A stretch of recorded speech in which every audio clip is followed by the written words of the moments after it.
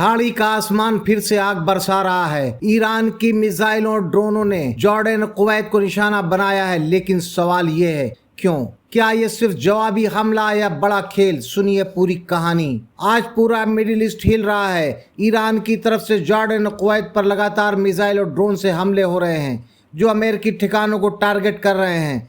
IRGC यानी कि Islamic revolutionary guard corps का दावा है कि ये हमला अमेरिका के हमलों का मुंह तोड़ जवाब है, लेकिन असली वजह क्या है, आइए डिटेल में समझते हैं। साल 2026 की ये जंग शुरू हुई थी फरवरी में, जब अमेरिका और इजराइल ने ईरान पर बड़े हमले किए। ईरान ने जवाब में स्ट्रेट ऑफ हार्मोज को लेकर तनाव बढ़ाया, जहाज़ों पर हमले किए। अब सिचुएशन ये है कि सीज फायर टूट चुका है। अमेरिका की लगातार स्ट्राइक के बाद ईरान ने खाड़ी के मुल्कों में बसे US बेस को निशाना बनाया है, खास तौर पे जॉर्डन, कुवैत, बहरीन और कभी कभी ओमान और कतर तक। जॉर्डन में मुवफ़्फ़क़ साल्ती एयर बेस और प्रिंस हसन एयर बेस जैसे US ठिकाने हैं। ईरान का कहना है कि ये बेस अमेरिका के हमलों के लिए इस्तेमाल हो रहे हैं।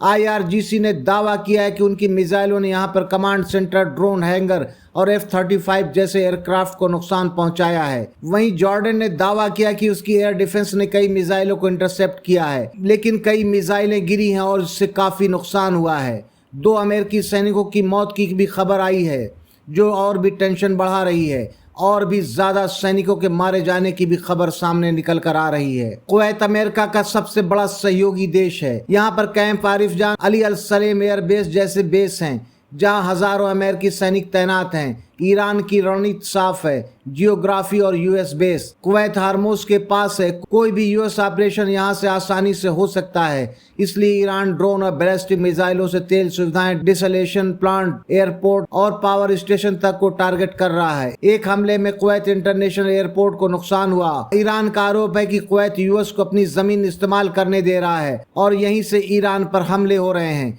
इसलिए कुवैत पर जबरदस्त हमला किया जा रहा है। ये हमले सिर्फ सैन्य नहीं बल्कि सियासी भी हैं। कुवैत में शिया आबादी करीब 30% है। ईरान उनके जरिए दबाव डाल सकता है। बहरीन में भी शिया सुन्नी टेंशन का फायदा उठाने की कोशिश है। ईरान का मैसेज साफ है, जो हम पर हमला करेगा उसके सहयोगियों को भी उसकी कीमत चुकानी पड़ेगी।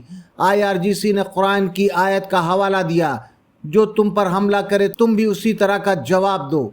अमेरिका की तरफ से ट्रंप प्रशासन ने कहा है कि सीज फायर खत्म हो चुका है, लेकिन बातचीत का दरवाज़ा खुला है। वहीं ईरान ने कहा कि कोई बातचीत नहीं होगी, अब सिर्फ जंग होगी। जॉर्डन, कुवैत और दूसरे GCC देशों ने ईरान की निंदा की है, UN चार्टर के उल्लंघन बताया है, लेकिन हकीकत यह है कि खाड़ी के मुल्क US बेस रखकर खुद को सुरक्षित समझते थे, अब वही बेस उन्हें टारगेट बना रहे हैं। ये सिलसिला कब रुकेगा? स्ट्रेट ऑफ हार्मोज की तेल सप्लाई, न्यूक्लियर टेंशन और प्रॉक्सी वार सब मिलकर मिडिल ईस्ट को आग में झोंक रहे हैं। दुनिया भर में तेल की कीमतें आसमान छू रही हैं और आम नागरिकों की जान जा रही है। दोस्तों, ये जंग सिर्फ ईरान वर्सेस अमेरिका नहीं बल्कि पूरे इलाके की स्थिरता का सवाल है। मिलते हैं अगली वीडियो में नई अपडेट के साथ, तब तक के लिए जय हिंद, जय भारत।